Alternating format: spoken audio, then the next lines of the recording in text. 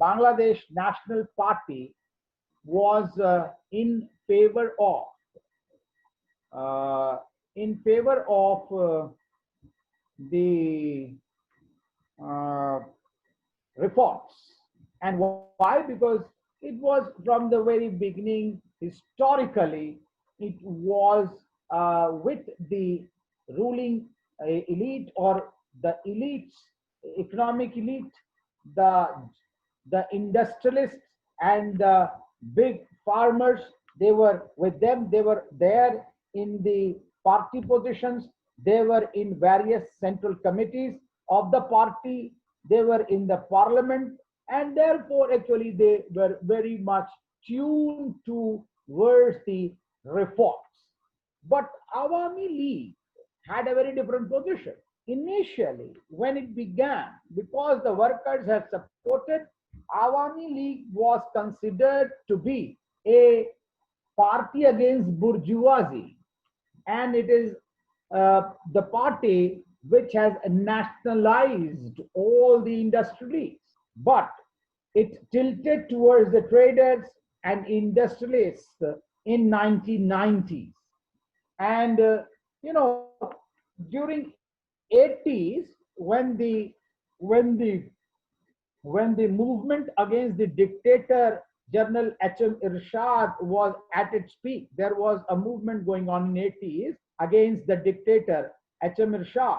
At that time, Awami League leader, that was Sheikh Hasina Wajid, she was president of Awami League, and she threatened that, she will re-nationalize all the privatized industries. But that was only a ploy. That was not the reality, because she was making a political statement to garner the support of the masses, and therefore she threatened that I will renationalize all the political industries. Now, in fact, Hasina's Awami League Party and Bangladesh National Party, they came on the same platform. They were on the same pedestal as far as restructuring of economy was concerned. They were basically supporting, both of them were supporting. A very senior trade union leader had once also tried to publish a letter by Sheikh Hasina Wajid, that Hasina Wajid in 1994 had written a letter to IMF and World Bank and other bilateral donors saying that if she comes to power, she will implement the privatization quickly in Bangladesh. That was her commitment to privatization. And, this later mitigated the socialistic pattern of Awami League, and Awami League led the readjustment or restructuring of the economy, re, re election, readjustment of the whole political economy. Now, what was this was the position of the Awami League, that it supported, though it was socialistic in nature earlier, but now it has started supporting and it garnering the support, and so much so that it went on to write a letter to the bilateral institutions, the supra institutions which were governing economic affairs at that time, World Bank and IMF and other lateral. Now, if this is the party situation. So Bangladesh National Party, BNP supported, and Awami League also supported. What about left parties? Of course, the left parties, the left political parties, they were vehemently opposed because of ideological conviction or anti-capitalist stance. They strongly opposed the pro-market reforms. And the leftists, uh, they drew an analogy They drew an analogy of history and the present. And they argued that the current globalization wave as an, is a new phase of imperialist expansion. It is a process of recolonization. This process of globalization is recolonization of the developing world. Now, globalization, according to them, process promotes the interest of the core capitalist class, post-capitalist colonies and countries, both economically and politically. And rest of the world becomes further dependent on the capitalist countries. Now, according to them, the obvious result of globalization was that there is a growth of parasitic plundering class. This is the term which is used, parasitic plundering class in the developing world, including Bangladesh.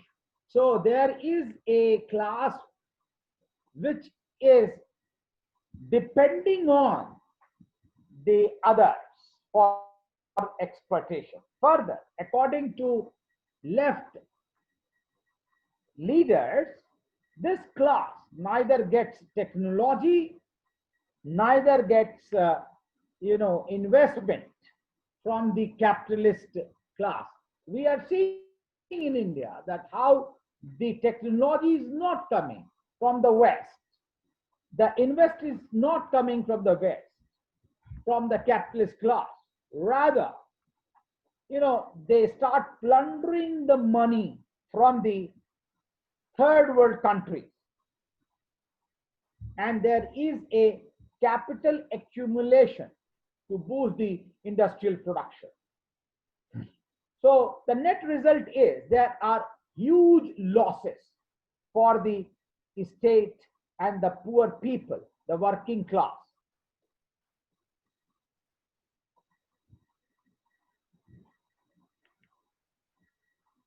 Now, therefore, we see that how the left parties vehemently oppose. Now, what about the business class? The response of the business class. We have just seen that how middle class supported the Islamic economic system. The working class, 66% of the working class, they supported the economic system. The government employees, 23% of the government employees, they supported the Islamic government, Islamic economic system, and only 5 to 7% of the people supported capitalist system. We also see that how actually left-leaning academicians have opposed the reforms. We have also seen the bureaucrats. We have also seen the political parties, left, right, and center. And now we want to look into the industrial business class, how they have responded to the reforms. Now, the class, initially the businessman and the industrialist class believed that the economic reforms would benefit them and it would bring new technologies. It will bring more investment, and this will create new market for their products, their final and finished goods. They will get market. But as soon as the time passed, they realized that this is not going to benefit. They started assessing that this is wrong. A section of the big industrialists started feeling frustrated within few years itself. Why? Because their products started losing. We all know when the colonial master came, they were bringing the finished goods from their own country, and our products lost. Now again, this was the same happening here. The products started losing market because of the massive inflow of the finished products of the foreign country. They were cheaper and they were better, of course. Within few years, some of the industrialists, what happened to them? The industrialists left their industrial ventures. They left their production units and started, searching or taking up risk-free business. They became commission agents or suppliers. They started taking orders rather than actually producing. So they were suppliers or commission agents of the big companies of that. Now, if you look the investors' attitude, what was the investors' attitude during this period? Now, the foreign investors, despite massive implementation of reforms, foreign investment did not come. And even if the investment was in the industry, they did not invest in the industrial sector. Rather, they preferred investing in the Grameen Bank, the village bank, the rural bank, the BAR, Bangladesh Rural Advancement Committee, and other NGO governmental credit, non-governmental credit organizations. Now, why did they did so? Why did they invest only in NGOs like Grameen Bank, BARC, and non-governmental organizations? Why they did not invest in industries? It is so because they thought investing in industry is risky. The investment in NGO is profitable, return oriented. High returns will be there, and therefore they started. So the worst sufferers, the big industries were lost, the worst sufferers were small scale industries, micro and small scale industries. Like in India, during COVID-19, the most suffering lot is micro, medium, small scale industries, MSMEs. There are 6.33 crores of small scale industries in India, and 99% of them are micro industries. So they are the worst sufferers. So here also we see during globalization, small scale industries were the worst sufferers. They were the affected. Now the companies between Bangladesh, if you compare the Bangladesh businessman and Indian businessman, I think there can be a good comparison. How they were different. Now, if we compare the two lot, Bangladesh and Indian businessman, there is a sharp difference between the enthusiasm of Bangladeshi industrialists and the Indian industrialists. We have seen that Bangladeshi businessmen, they started having overwhelming enthusiasm for industrial reforms. But on the other hand, Indian businessmen were very cautious. Indian industrialists were very, very suspicious and hesitant as far as the reform of policies were considered. And in 1980s, it was Rajiv Gandhi and Manmohan Singh and Narasimha Rao they were trying to look into. I think Narasimha Rao and Rajiv Gandhi, Manmohan Singh came late. In the big Indian industrialists accepted import of foreign capitals and technology. They accepted imports of, capital can come from foreign country, technology can come, but they never wanted the products, the finished goods should come to India. Why? Because as soon as it comes, they will lose. And this was very necessary that their finished good and finished material should not diminish in the Indian market. Their goods and products should be available. Now they welcome joint ventures. The Indian businessmen, they went, they welcome joint ventures, but they oppose multinational corporations.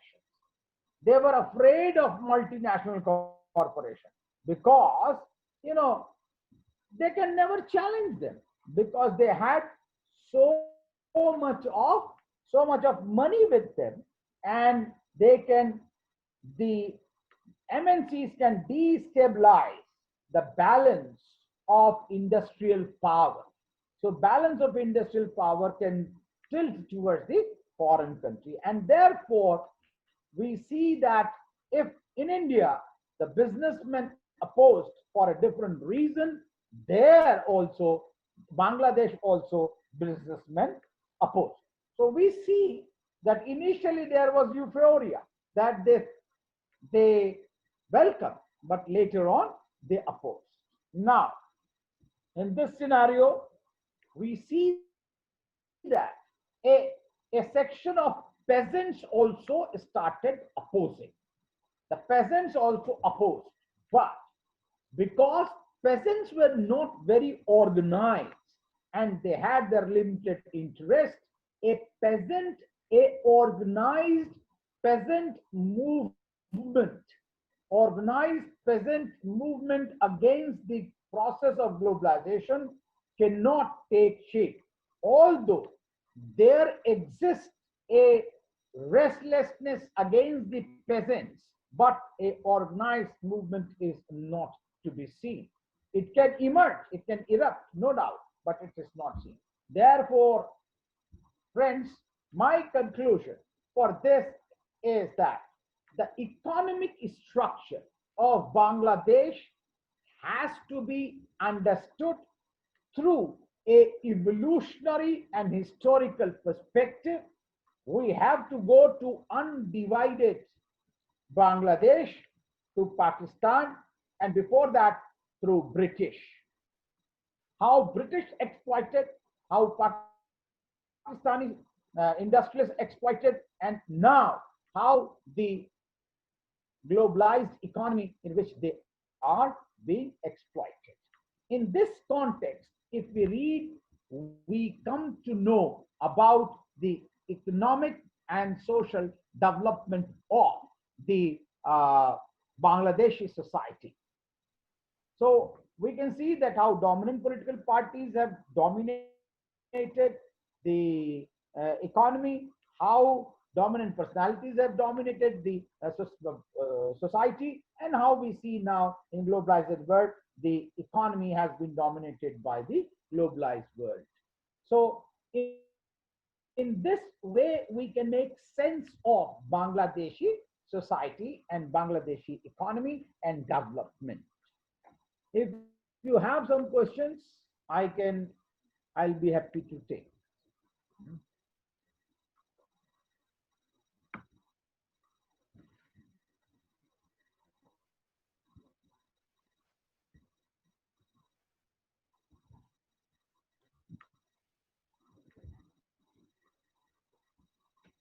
Nothing?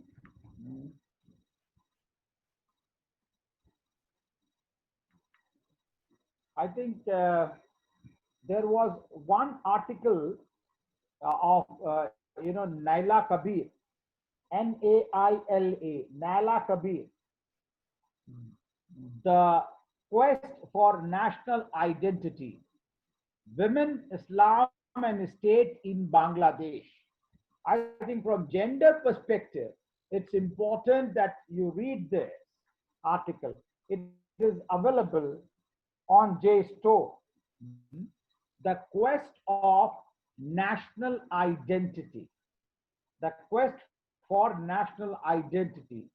Women, Islam, and the state in Bangladesh. Naila Kabir. And I think we can also read the role of women in the economy. Why? And we can, at least you can go on the website of two important NGOs, that is Grameen Bank and also BAR, the rural. These are very important because they present an example in the world that how a microcredit non-governmental organization can become multinational corporation. This is the biggest contribution of South Asia to the world, that how microcredit organization, non-governmental organization graduate to multinational corporation, and they become example for other countries as well, as far as economic development and impoverishment is concerned. So look into the website of the two organizations, Grameen and BAR. Okay, I think that will help to understand even further the sociology of the development in the South Asia. Very comprehensive perspective you will get. Okay. So now next class, when do you want? So Thursday, 11:30 p.m. Sorry, 11:30 a.m. Same time. Is everybody agrees? Yes. Okay. Fine. Okay. No questions?